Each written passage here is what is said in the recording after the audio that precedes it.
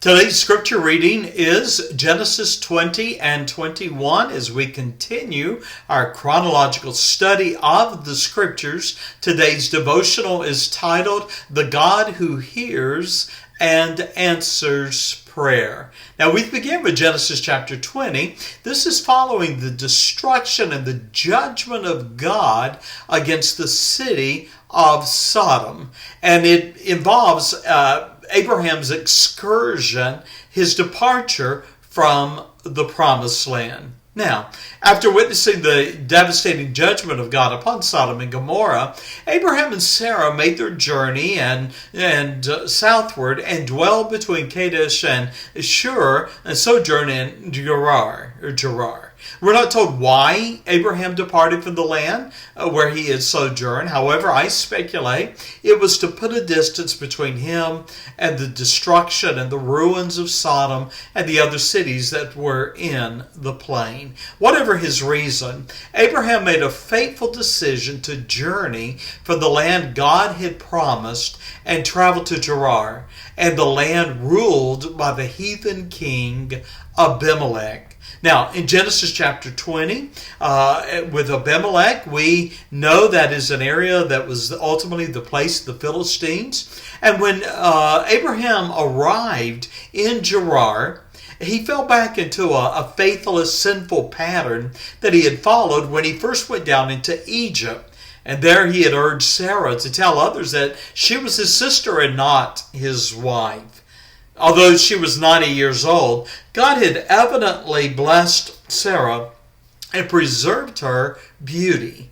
And Abraham was concerned that he might be killed, that some other man might take her. Once again, Abraham's deceit not only put his wife at risk, but even God's promises that she should bear him the promised son. Now, providentially, God intervened, and he warned Abimelech in a dream that he was a dead man should he violate Sarah, for she was Abraham's wife. Rising early the next morning, Abimelech wasted no time in putting his household in order, and he confronted Abraham, who excused his dishonesty by explaining that Sarah was indeed his half-sister. Genesis 29 through 13. Now, Abimelech, in spite of the deceit of Abraham, extended kindness and grace to Abraham and restored Sarah to him, even extended an invitation to live where they pleased in his land, and paying to Abraham the restitution of 1,000 pieces of silver, assuring that Sarah had not been dishonored. Now, Abimelech's kindness was a rebuke to Abraham and Sarah, for he had demonstrated greater integrity than they.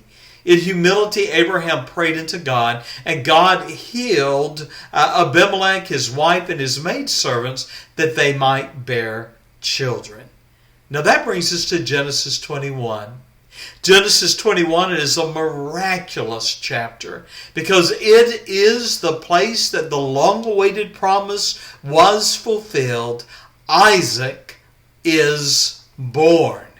Now, fulfilling God's covenant promise in Genesis chapter 12, verse 2, where God had promised Abraham, I will make of thee a great nation, and I will bless thee, we read the news of the miraculous conception and birth of Isaac, the son of Abraham, born to Sarah, Genesis 21, verses 1 through 3. In fact, allow me to read that. And the Lord visited Sarah as he had said, and the Lord did unto Sarah as he had spoken. For Sarah conceived, she being 90 years old, and bare Abraham, who was 100 years old, a son in his old age. Now listen to this. At the time of which God had spoken to him. And Abraham called the name of his son that was born unto him, whom Sarah bare to him, Isaac. You know, Abraham had waited 25 years for God's promise of a son to be fulfilled.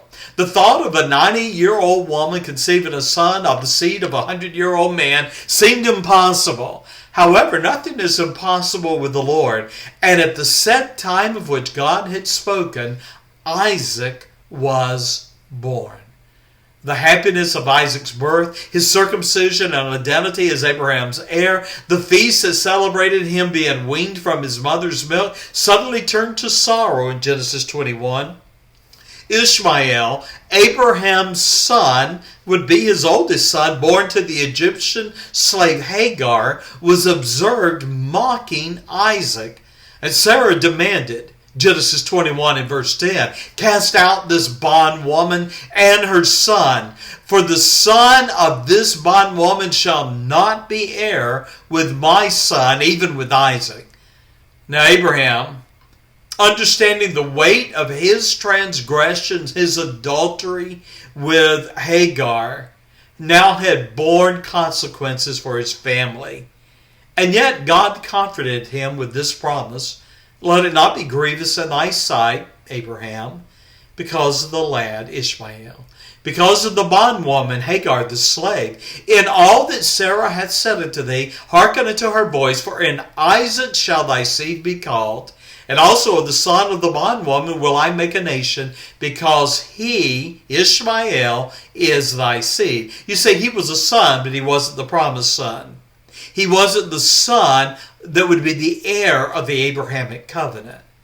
Now, Abraham was heartbroken, but he trusted God. And we read in Genesis 21 and verse 4 that the next day he arose early and he sent Hagar and his son into the wilderness with bread and a bottle of water. And God's promise that Ishmael would be preserved and he would be the father of a nation.